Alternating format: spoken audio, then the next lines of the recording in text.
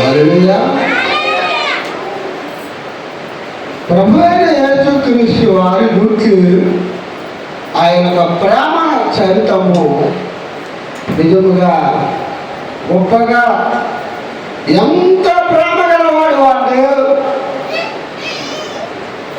ఏ పాపము లేనివాడు, నిజము నాకు ఏ దోషము లేనివాడు మన కొరకు శిలువ మీద తన ప్రాణాన్ని అంత మాత్రమే కాదు తన ప్రేమను మన కొరకు వెల్లడిపరిచాడు. హల్లెలూయా. ఎంత గొప్ప దేవుడు అంటే ప్రియులారా, లేఖనములో త్వరగా నేను ముగిస్తాను. యెషయా గ్రంథము చూసినట్లయితే మొదట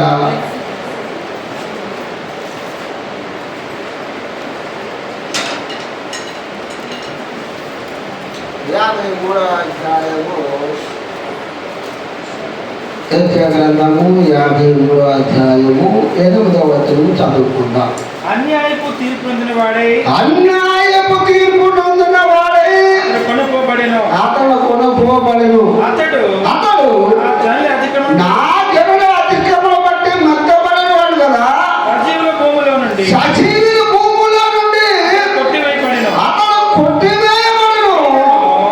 అయినను అతని తరమ వారిలో ఈ సంగతి ఆలోచించేవారు ఎవరు? ప్రార్థన చేసుకున్నాం. మహాజనుడు మహోన్నతుడు ఆయన, నీ పరిశుద్ధ శ్రేష్టమైన నామాన్ని బట్టి వందనాలు స్తోత్రాలు చెల్లిస్తున్నా ప్రభువా. ఇదిగో నా ఈ దినము మీరు నా కొరకు ప్రభువా, మా అందరి కొరకు ప్రభువా, లోకరక్షకుడుగా నాయన శిలువ మీద ప్రభువా భూమికి ఆకాశముకి వేలాడుతూ అయా ప్రేమతో చెప్పిన 7 మాటలు గుర్తున్నాయి. అయ్యా మానవులనుకున్నంత గొప్ప ప్రేమ మమ్మల్ని అందరినీ ప్రభువా ఈ రాజ్యముల వచ్చాలని ఈ యొక్క ఉద్దేశాన్ని బట్టి ప్రభువా లోకమంతటా ఈ సువార్త ప్రకటించబడాలని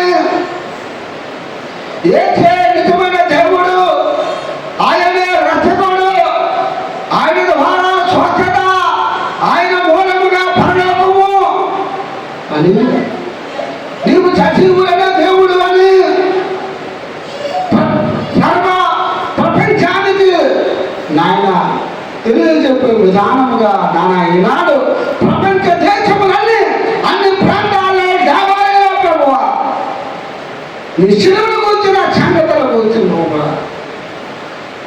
ఏ విధంగా నాయన మానవాళి కొరకు బాధను అనుభవించారు, నెల కొట్టబడ్డారు, ఏ విధముగా మీరు రక్తము కాచారు, ఈనాటి సంగతులు తెలియజేసుకోవడానికి ఇచ్చిన గొప్ప అవకాశం బట్టి ఇది వందనాలు స్తోత్రాలు. ప్రార్థన మా ప్రియరక్షకుడు అయిన యేసు నామములో అది మిక్కిలి వినయంతో బతిమాలు ప్రార్థించి వేడుకుంటున్నాము తండ్రి.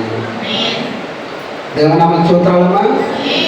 ప్రియులారా, దేవాది దేవుడు తండ్రి అయిన దేవుడు కుమారుడు ఈ రీతిగా దేవుడు యేసుక్రీస్తు వారిని ఏ రీతిగా సిద్ధపరిచారన్న విషయాన్ని మీకు చెప్పాలని ఆశపడుతున్నా. అన్యాయము తీర్పు నొందిన వాడే అతను కొనుకోబడను. అతడు నా జనులు అతిక్రమణ బట్టి మెత్తబడిన కదా, సజీవుల భూముల నుండి అతను కొట్టివేయబడను. అయినను అతని తరములో ఈ సంగతి ఆలోచించురా. హల్లెలూయా.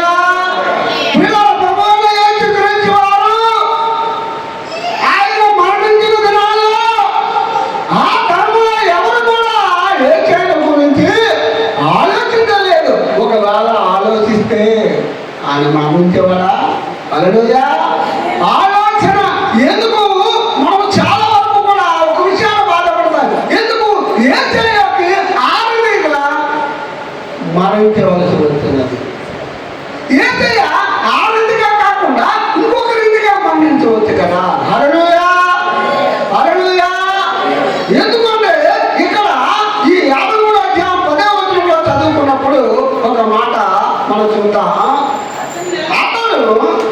నరకకుండుటకు యెహోవాకు ఇష్టమాయను. హల్లెలూయా. ఏదైనా నరకకుండుట ఆయనకి ఇష్టమైనది. ఎందుకు ఇష్టమైనది అంటే పిల్లారా, ఒకసారి బాగా మనం ఆలోచించినప్పుడు ఇంతవరకు మీరు ఏడు మాటలు చక్కని మాటలు తెలియదు. ఇందులో చాలా ప్రాముఖ్యమైన విషయాలు ఉన్నాయి. ఆయన సిలువుకి అప్పచెప్పబడిన ముడుపు మొదట అన్న ఎదుట సుమారుగా దాదాపు రాత్రి 1 గంటల సమయంలో ఆయన విచారించడానికి అన్న దగ్గరికి ప్రభు అయిన యేసుక్రీస్తు వారిని తీసుకెళ్ళారు. హల్లెలూయా. తరువాత 5 గంటల సమయంలో పిలాతు దగ్గర తీసుకొచ్చారు. ఇంతవరకు కూడా విచారణ అనేక సంఘటనలు జరిగాయి.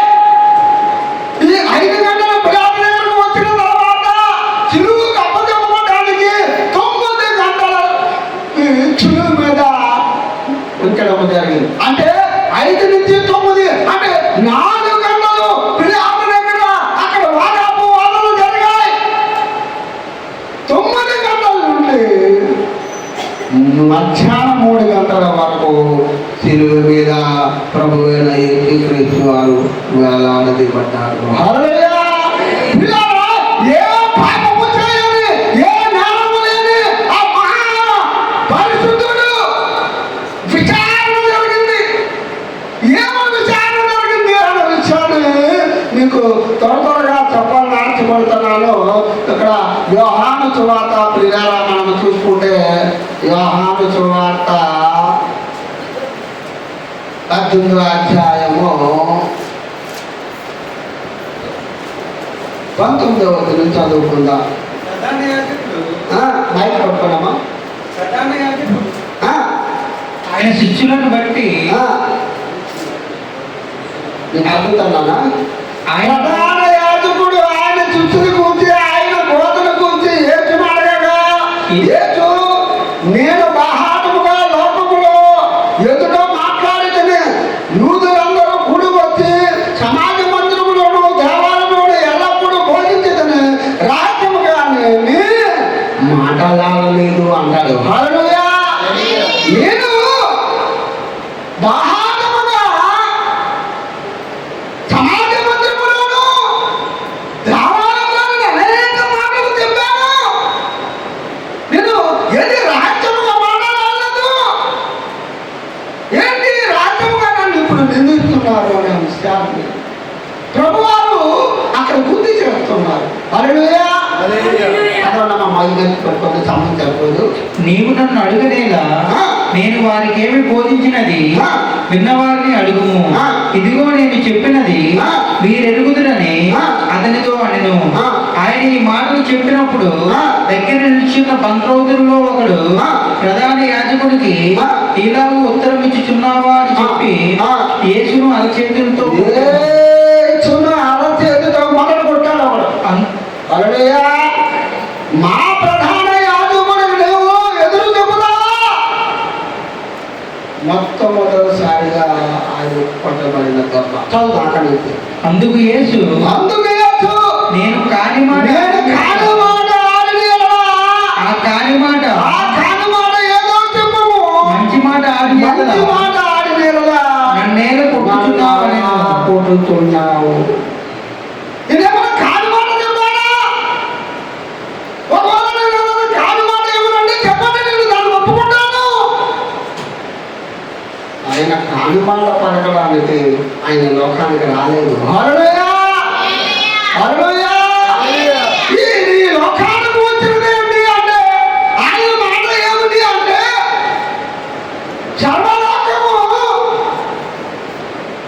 మానవుడు జన్మ కర్మ పాపములతో ఆ బంధించిన విధానములో మానవుడు చేసిన పాపములకు గొర్రె మేక రక్తము ద్వారా పాప నివారణ జరుగుకునే ఆచరణలో ఈ లోకము ఉన్నదని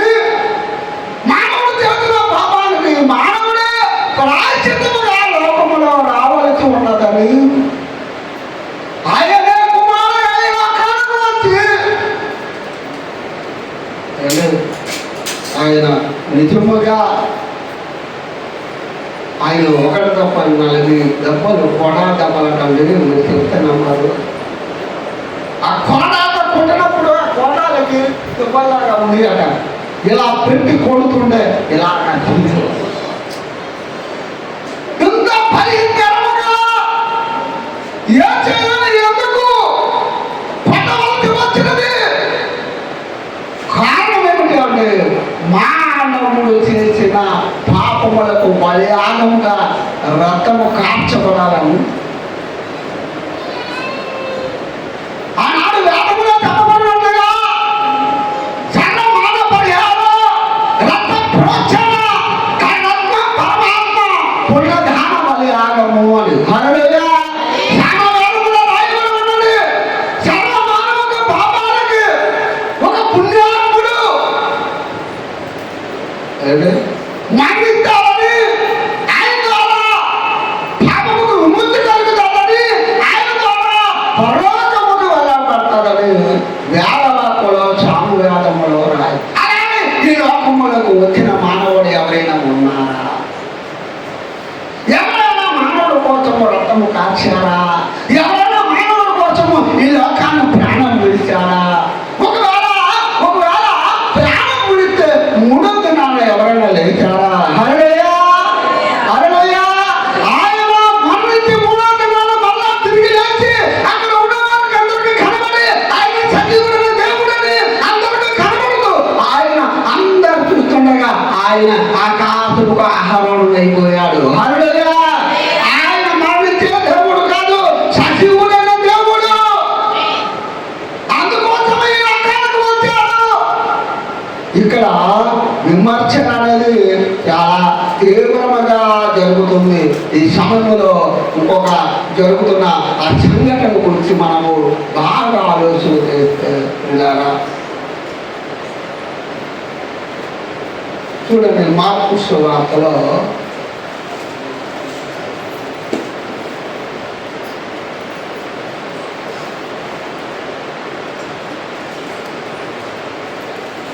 15వ అధ్యాయము మొదటి నుంచి చదువుతున్నాం.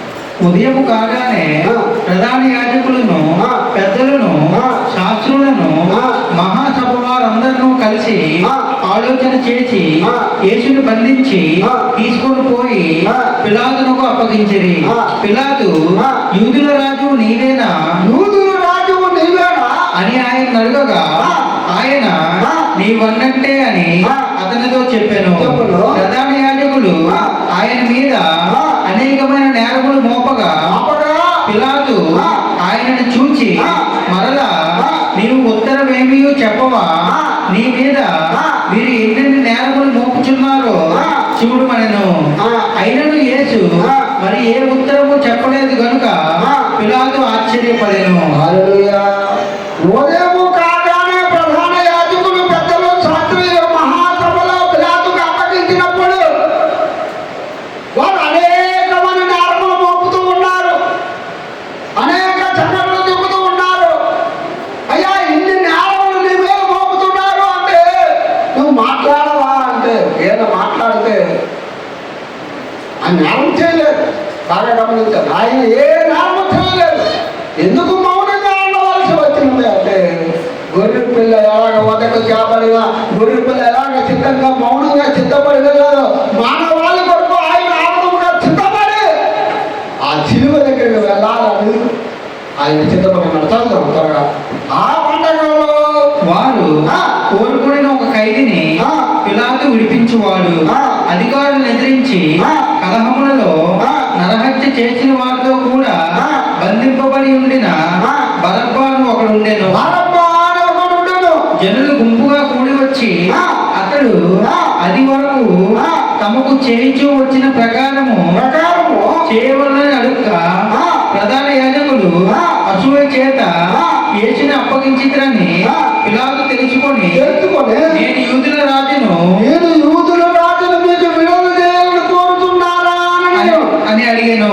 అతడు బరబ్బను తమకు విడుదల చేయవలని జనులు అడుగుకున్నట్లు ప్రధాన యాజకులు వాటిని ప్రేరేపించిరి. ఇంకొక సంఘటన జరిగిందండి ప్రియారా. ఆ పండగలో జరిగినప్పుడు ఆ పండగలో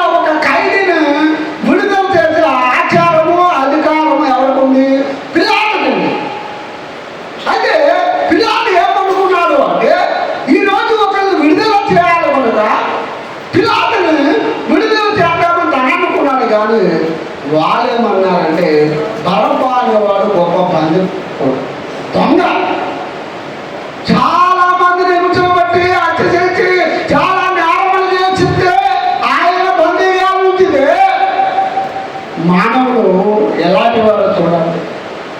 అవసరమైతే బంధుకోడు బరబ్బానే విడిచిపెట్టే కానీ వేసిన పట్టగా శిలువ వేయమని కోరుతున్నారు. హల్లెలూయా. లేఖనము నెరవేరమన్నట్లు చదువుకోబాకండి.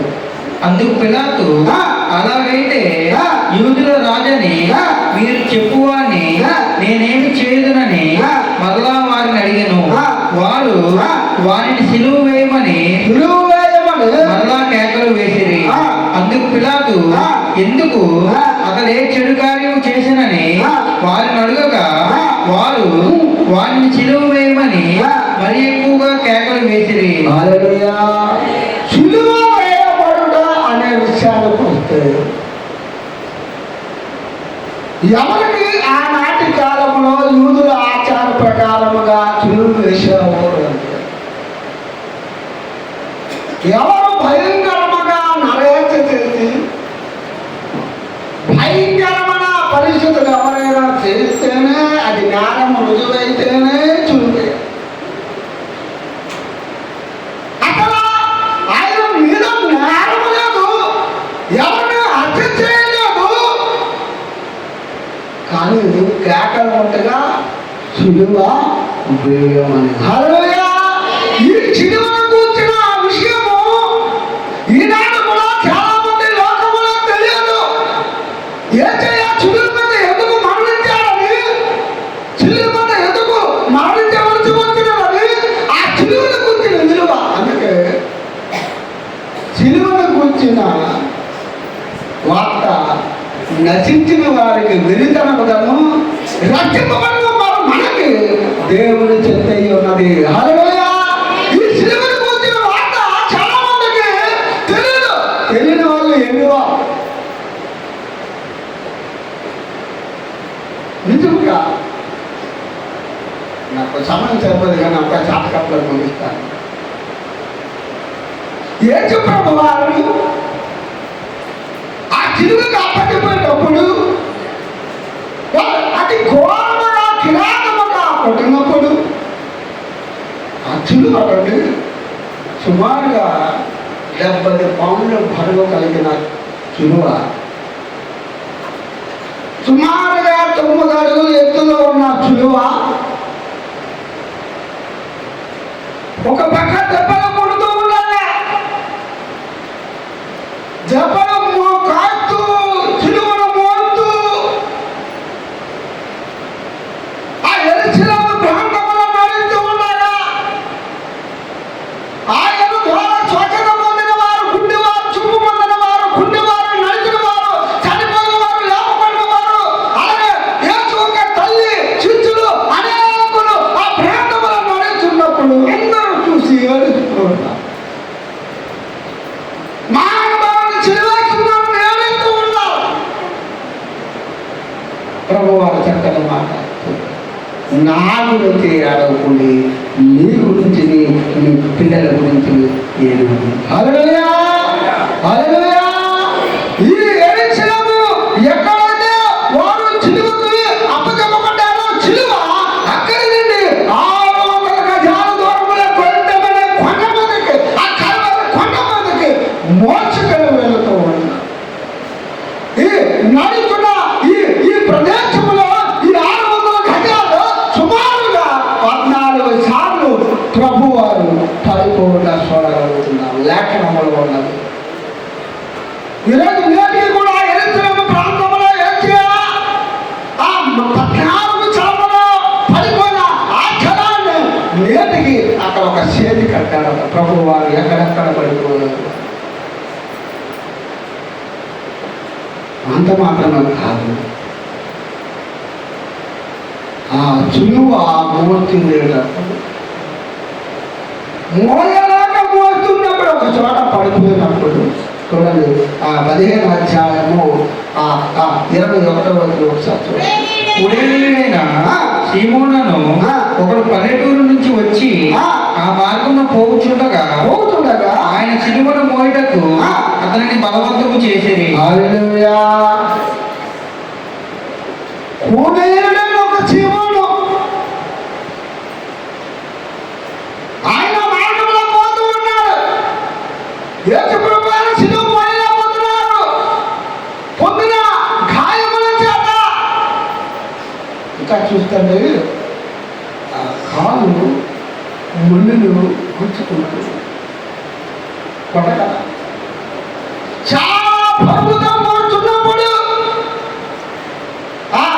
వంటలు అందరూ ఏం చేస్తున్నారంటే ఏసయ్య పడిపోవాలి కదా అని చెప్తే ఆ యొక్క కూడులైన తీమోను ఆ కొండ మార్గం వెళ్ళిపోతే వాడు చెప్పారట ఈ చిలువను మోయు.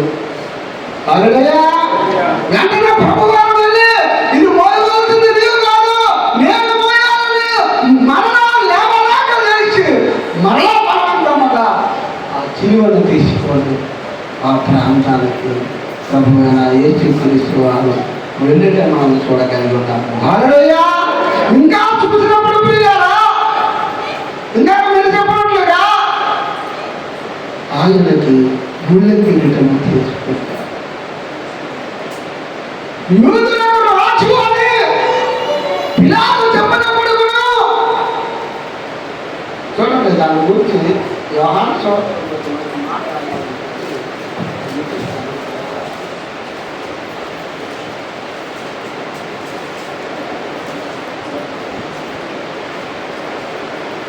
పంతొమ్మిదవ అధ్యాయము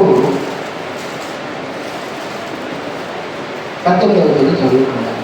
అక్కడ ఈ వైపున ఒకనిని ఆ వైపున ఒకనిని మధ్యను యేసును ఉంచి ఆయనతో కూడా ఇద్దరిని సిలువ వేసిరి. మరియు పిలాతు యూదుల రాజైన నజరేయుడగు యేసు అను పై విలాసము రాయించి సిలువ మీద పెట్టించెను. హల్లెలూయా. హల్లెలూయా. ప్రభువైన యేసుక్రీస్తు కూర్చొని అందుకే చిలువ మీద INRIN ఉంటారు. దీని తర్వాత మరణం ఏమిటి అంటే యూదుల రాజైన నజరేయుడైన యేసును గూర్చి చంపటం. అక్కడ యూదులకి రాజు ఎవరు? పిలాతు. ఎవరండి? అందుకే చిలువకు అప్పచెప్పబడే ముందు తన భార్య యేసును గురించి రక్షణ పొందింది. ఆయన నీతిమంతుల జోలికి వెళ్ళకు, ఆయన నువ్వు శిక్షించకు, వాళ్ళు చిలువేయమని అరిచినప్పుడు అక్కడ మనం చూస్తే బాగా అర్థమవుతుంది. పిలాతు అక్కడ నీళ్లు తీసుకొచ్చి చిలకలు కలుపుకొని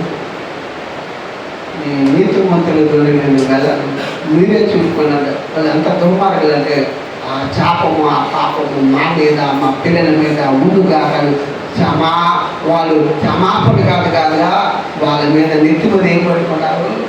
చాలా భయంకరమైన శిక్షణ వాళ్ళు అనుకుంటున్నారు. హల్లెలూయా. హల్లెలూయా. అందుకే పిలాతు ఎరిగిన వాడు ఈయన యూదుల రాజు అని, ఈయన పెద్ద మహానుభావుడని, ఈయనే రక్షకుడని తెలిసిన అక్కడ పిలాతు INRI అంటే దాని అర్థం ఏమిటంటే పిల్లరా, అది అంటే గ్రీకు భాషలో యాక్చువల్ అంటే జీసస్, యాక్చువల్స్ అంటే జీసస్, ఏంటంటే నజరేతు, ఆర్ అంటే రాష్ట్ర అంటే కింగ్ అంటే రాజు, ఐ అంటే యూదోను అంటే యూదుడు అని అర్థం. అందుకే ఆయనకు పేరు ఏం పేరంటే యేసు నజరేతుల రాజు యూదుడు అని అర్థం. హల్లెలూయా. అది లేఖనములో అక్కడ రాయబడి చిలువకి పెట్టించున్నారు. ఎందుకంటే ఆయన చిలువ మీద ఉన్నప్పుడు కుడి వైపున ఒక దొంగ, ఎడమ వైపున ఒక దొంగ ఉన్నాడు. అవునా కదా?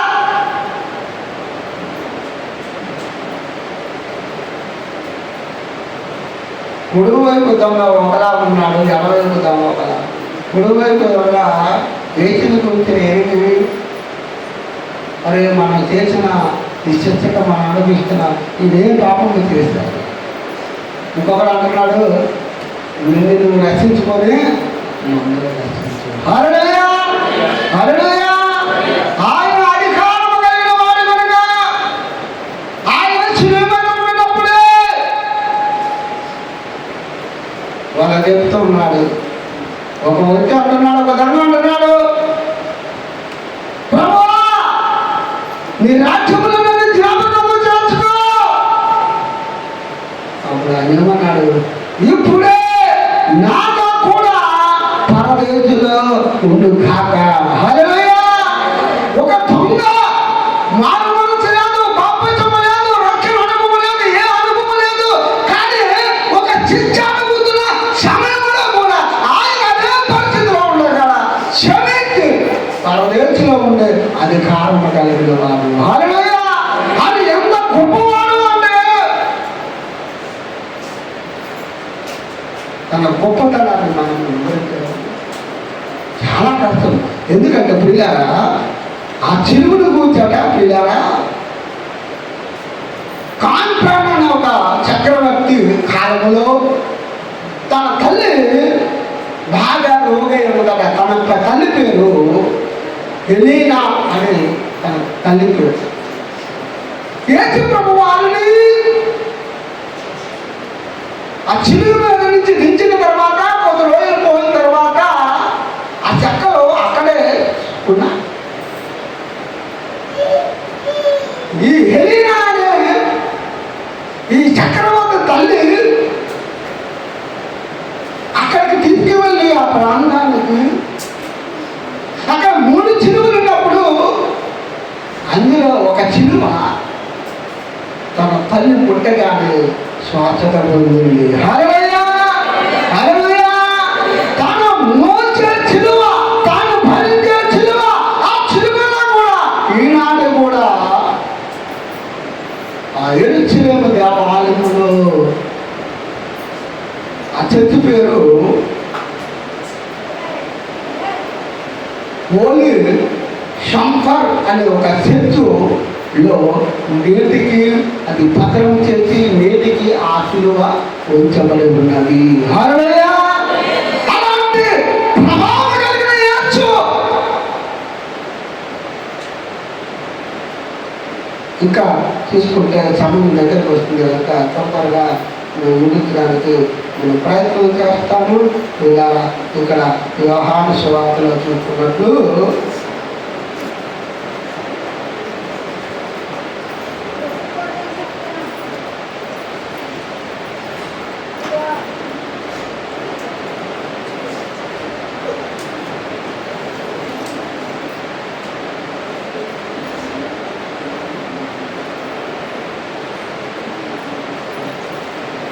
అధ్యాయము 31 నుంచి చదువుదాం. ఆ దినము సిద్ధపరచు దినము, మరుసటి విశ్రాంతి దినము మహాదినము కనుక ఆ దేహములు విశ్రాంతి దినమున శిలువ మీద ఉండకూడనట్లు వారి కాళ్ళు విరగొట్టించి వారిని తీసివేయించమని యూదులు పిలాతును అడిగిరి. కాబట్టి సైనికులు వచ్చి ఆయనతో కూడా శిలువ వేయబడిన మొదటి వాని కాళ్ళను రెండవ వాని కాళ్ళను విరగొట్టిరి. వారు యేసు వద్దకు వచ్చి అంతకు ముందే ఆయన మృతి పొందినప్పుడు చూచి ఆయన కాళ్ళు విరగొట్టలేదు గాని సైనికులలో ఒకడు ఈటెతో ఆయన ప్రక్కన పొడిచెను. వెంటనే రక్తంలో నీరును కారెను. ఇది చూచిన వాడు సాక్ష్యం ఇచ్చుచున్నాడు. అతని సాక్ష్యము సత్యమే. మీరు నమ్మునట్లు అతను సత్యము చెప్పుచున్నాడని ఆయన ఎరుగును. అతని ఎముకలలో ఒకటైనను విరగబడదని మరియు తాము పొడిచిన వారి తట్టు చూతురు అని మరి ఒక లేఖనము చెప్పుచున్నది. ఈనాటి దినమున శుక్రవారము దినమున మరణించిన దినమున విశ్రాంతి దినమున మరలా సిలువ వేయబడిన వారు విశ్రాంతి దినమున సిలువ మీద ఉండదు. ఎవరు బతుకున్నా అక్కడ కాలు వరకు చంపబడాలి. వాళ్ళిద్దరు దెబ్బలకి కొట్టబడ్డాది. యేసు ప్రభు వారికి ఇక్కడ కొట్టబడలేదు. అప్పుడే మరణించారని విడిచిపెట్టారు. ఎందుకంటే లేఖనము ఆ ఎముకలు ఒకటే ఎరగబడదు కనుక లేఖనం నెరవేరబడినట్లు ఆ విధంగా ఎందుకు ఈ మాటలు చెప్పుకున్నానంటే ఇక్కడ రాయబడుతున్న మాట ఏంటంటే అది భయంకరమైన మాట. ఒకడు వీటితో తన పక్కన పొడిచిన వెంటనే రక్తము నీళ్ళను కారును. హల్లెలూయా హల్లెలూయా. అంటే మీరు బాగా గమనించండి, మానవుడికున్న రక్తములో ఏమాత్రము ఎక్కడైనా చూడండి, అయితే మన కోసము రక్తము ఏమాత్రము ఒక్క బొట్టు లేకుండా ఆఖరికి తనలో నీరు కూడా హల్లెలూయా. ఆ పొడిచిన వారు ప్రకటన గ్రంథంలో రాయబడుతుంది, తనను పొడిచిన వారు కూడా పరలోకంలో చూస్తారు. హల్లెలూయా. ఈ అందరికీ ప్రాముఖ్యం అన్నది ఏమిటి అంటే ఇప్పుడు అసలు విషయానికి వస్తున్నాము. మత్తయి సువార్త ముగిస్తాను త్వరగా, ప్రార్థనలో అందరికీ నడిపించగలుగుతాను. మత్తయి సువార్త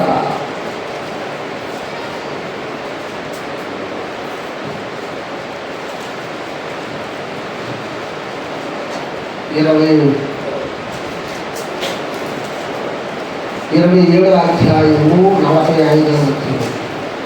మధ్యాహ్నం మొదలుకొని 3 గంటల వరకు ఆ దేశమంతటా చీకటి కమ్మను ఇంచుమించు 3 గంటలప్పుడు యేసు ఏలీ ఏలీ లామా సబక్తాని విగ్రహముగా కేకలు వేయుచును. ఆ మాటకు నా దేవా నా దేవా నన్నెందుకు చేయి విడిచితివని అర్థము. హల్లెలూయా. మధ్యాహ్నం మొదలుగా 3 గంటల సమయంలో ఆ దేశమంతా ఏమైందట చెప్పాలి, చీకటి. అయ్యో, పగలు చీకటి అవ్వడం ఏంటి?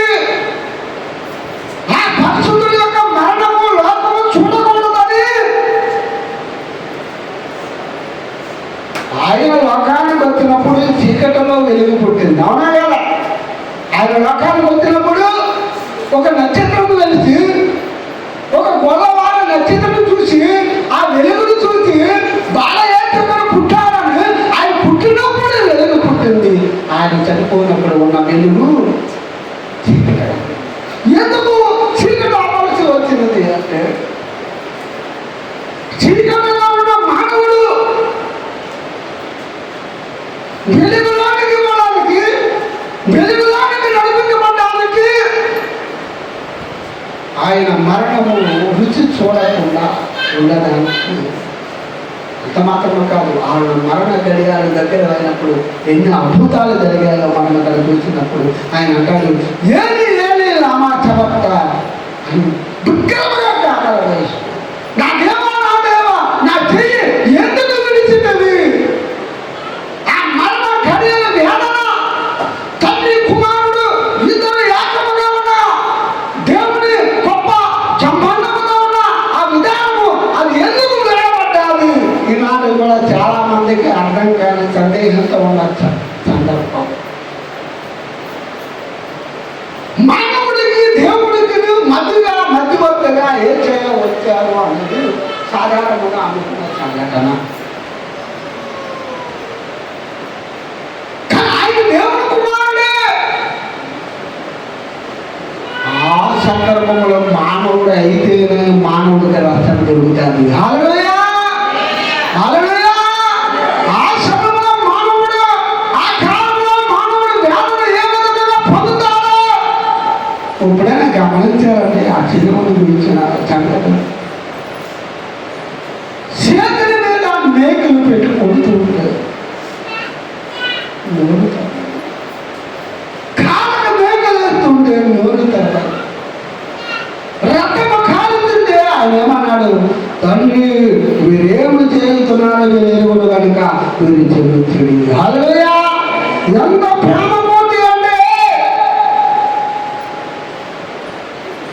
మానవుడు ఎంతగా ప్రేమించాడు అంటే తన ప్రేమ విలువ కట్టలేనిది.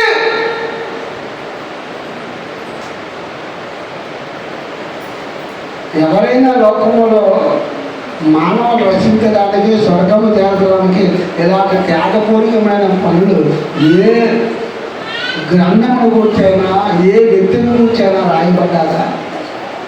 హల్లెలూయా, హల్లెలూయా. ఆయన యేసయ్య చూడండి, అక్కడ నుంచి చదువుదాము. అక్కడ నిలుచున్న వారిలో కొందరు మాట విని అక్కడ ఏలియాను పిలుచుతున్నాడని వెంటనే వారిలో ఒకడు పరిగెత్తుకొని పోయి పంచి తీసుకొని చిరకాలో ముంచి రెల్లును తగిలించి ఆయనకు త్రాగనిచ్చెను. తక్కిన వారు ఊరకుండడి ఏలియా తనని రక్షింపవచ్చునేమో చూద్దామనిరి. యేసు మరలా బిగ్గరగా కేక వేసి ప్రాణము విడిచెను. అప్పుడు దేవాలయపు తెర పైనుండి కింద వరకు రెండుగా చిరిగెను. భూమి వణికెను, బండలు బద్దలాయెను, సమాధులు తెరవబడెను. నిద్రించిన అనేక మంది పరిశుద్ధ శరీరంతో లేచును. వారు సమాధుల్లో నుండి బయటకు వచ్చి ఆయన లేచిన తర్వాత పరిశుద్ధ పట్టణంలో ప్రవేశించి అనేకులు అమ్ముకొనిరి. హల్లెలూయా, హల్లెలూయా. ఎప్పుడైతే ఇది ఏలి నామా సమర్థన విగ్రహముగా కేకలు వేసినప్పుడు అక్కడ ఉన్నవారు అనుకుంటున్నారు ఏలి వస్తాడేమో, ఏలియా వస్తాడేమో, మెస్సీయా వస్తాడేమో, ఆ మెస్సీయా కనబడతాడేమో, మెస్సీయా రక్షించ అసలు మెస్సీయా ఎవరి కోసము కనబడ్డారో ఆయనే ఈయన. అప్పుడు వెంటనే ఏం జరిగిందంటే వెంటనే వారు ఒకరు పరిగెత్తిపోయి సంజీవి తీసుకొని చిరాక ముంచి రెల్లులు తగిలించి ఆయన తాగనిచ్చి తక్కిన వారు ఏది అక్కడ రక్షించిందేమో. ఇలాగా ఆ గడిల సమాప్తమైనప్పుడు ఆయన విక్రముగా మరొకసారి కేకలు వేసి మరణించినప్పుడు ఆ దేవాలయపు తెర ఆయన మరి రెండుగా చెరిగినట్లుగా మనం ఇక్కడ చూస్తున్నాము. హల్లెలూయా. మానవుడికి దేవుడుకున్న ఈ అడ్డుతో కూడిన ఈ తెర, పాపమని అపరాధమని దోషమని ఉన్న ఆ తెరని దేవుడు తీసి పరలోకానికి చేర్చడానికి ఒక మార్గాన్ని ఏర్పరిచి అంత మాత్రమే కాదు, ఆయన చూసినప్పుడు ఎప్పుడైతే ఆయన ప్రాణం విడిచాడో, ఎప్పుడైతే దేవకోసం రెండుగా తిరిగిందో భూమి ఉనికింది, బండలు బద్దలయ్యాయి, సమాధులు తెరవబడ్డారు. సమాధి చేయబడిన వారు అనేకులు, నిద్రించి వారు అనేకులు పరిశుద్ధులుగా నిలబడ్డారు. ఆయన చనిపోయినప్పుడు చూసారా లోకమంతా చీకటి, చనిపోయిన వారు లేపబడ్డారు. బండలు బద్దలయ్యాయి. ఎందుకు బద్దలయ్యాయి అనుకున్నారు? ఇప్పుడు మనము సాధారణంగా ఇక్కడ మనం ఏం చేస్తారంటే గొయ్యి తీసి పాతి పెట్టారు కదా. ఆనాటి కాలంలో సమాధులు అలాంటివి కావు. ఎలాగంటే ఒక పట్టకి గృహలా చేసి దాని లోపల పెట్టి దానికి ఈ రాయి పొల్లు చూసేవారు. అది యేసు ప్రభు వారు కూడా లేచినప్పుడు కూడా రాయి పొల్లు కూడా చూడగలరు, అవునా కదా. అలాగా ఆనాటి కాలంలో బండలు బద్దలయ్యాయి అంటే ఆ బంధింపబడిన ఆ సమాధి ఉన్న వారిని తెరవబడడానికి దేవుడు సహాయం చేశాడు. హల్లెలూయా. ఆయన అంత గొప్ప దేవుడు. ఆయన ఎంత గొప్ప దేవుడు అంటే మానవాళి కొరకు, నీ కొరకు, నా కొరకు రక్షించడానికి వచ్చాను. ఈ రోజుల్లో మానవుగా మానవత్వం ఆలోచిస్తే మన వల్ల మన భార్యకి పిల్లలకి ఉపయోగం ఉంటే మనల్ని చూస్తాం, అవునా కదా. దేవుడు అలాంటి వాడు కాదు. ఆయన అంటాడు వాళ్ళైనా మరుతున్నారు కానీ నేను మొట్టిగా మరువను అంటాడు. హల్లెలూయా. ఆయన నమ్ముకుంటే, ఆయన రక్షణ పొందితే, ఆయన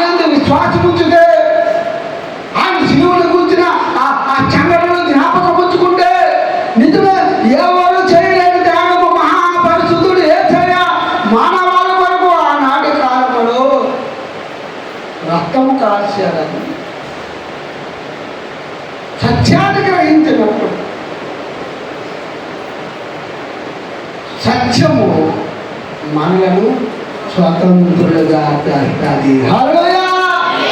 ఆ సత్యమును గురించి సత్యమును వాడికి లోకానికి వచ్చాడు. పరలోకమున ఒక రాజ్యం ఉంది. ఆ రాజ్యానికి వెళ్ళడానికి మార్గాన్ని చెందవచ్చాడు. మూడవదిగా ఆయన సజీవుడైన యేసు కొనక, జీవము గలవాడు కొనక. హల్లెలూయా! ఆయన ఎవరండి? జీవము గలవాడు. ఒక మాట చెప్పి చూస్తాను. మార్కు సువార్త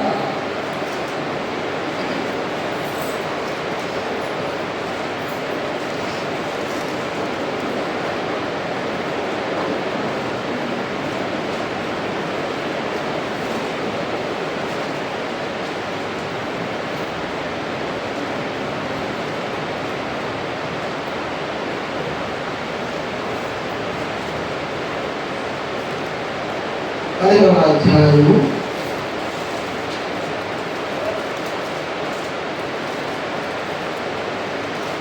42వ వచనం. ఆ దినము సిద్ధపరచు దినము అనగా విశ్రాంతి దినమునకు పూర్వ దినము గనుక సాయంకాలమైనప్పుడు అరిమతయి యోసేపు తెగించి పిలాతు వద్దకు వెళ్ళి యేసు దేహము తనకిమ్మని అడిగెను. అతడు ఘనత వహించిన ఒక సభ్యుడై దేవుని రాజ్యము కొరకు ఎదురు చూచువాడు. హల్లెలూయా! రేపటి దినాన్న విశ్రాంతి దినము కనుక ముందు రోజు సిద్ధపడుతున్న దినమని సాయంకాలం అయినప్పుడు అరిమతయి అనే యోసేపు ఒక వ్యక్తి యేసు దేహాన్ని మనం కోరి ఉన్నారు. ఈరోజు సాయంత్రం ఉన్నారు. ఆ దేహమును ఆయనకు అప్పచెప్పబడతారని రేపటి దినాన్న రేపటి సాయంకాల సమయమున దాని గురించి సంఘటన తెలియజేస్తాను. ఈ పరిశుద్ధ వార్తలు మన ఇంట్లో దీవించి ఆస్వాదించుగాక.